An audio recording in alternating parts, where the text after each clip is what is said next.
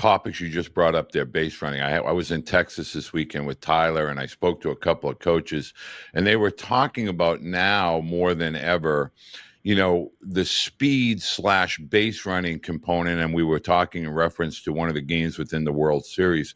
Base running is often overlooked and underappreciated as an athlete and as the family of that athlete, that we're talking about metrics and velocity and exit velocity and all the talk a little bit when you're out evaluating or you're watching video and you're evaluating.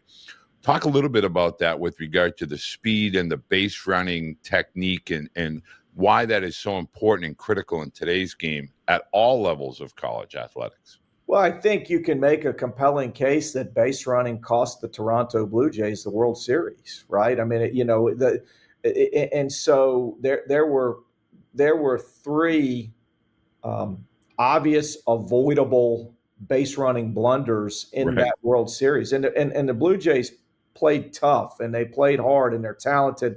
And I was pulling for them. I was pulling for Ernie Clement, who's a former UVA standout, and I was pulling for my former player, Joey Loperfido, who was also on that World Series roster. But, I will tell you, Walter, that base running is the most undertaught and underappreciated part of our sport right now, right? It without question. And it has such an impact on wins and losses, especially when you get into the postseason where the margin of error is so much smaller. The margin between victory and defeat is so much smaller. You're not going to rely on guys just to hit balls out of the ballpark. You're going to have to do the little things. You saw that in an incredible Game 7. And so speed is so valuable.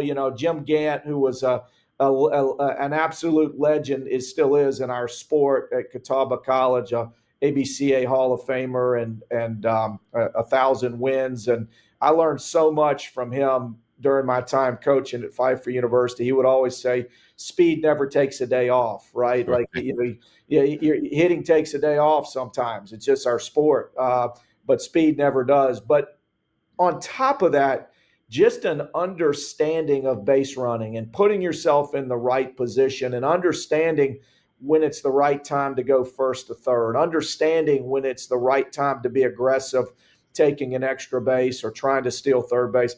And those free 90s, they add up, and especially in 1- and 2-run ball games. And, I feel more and more, and I hear this across the board,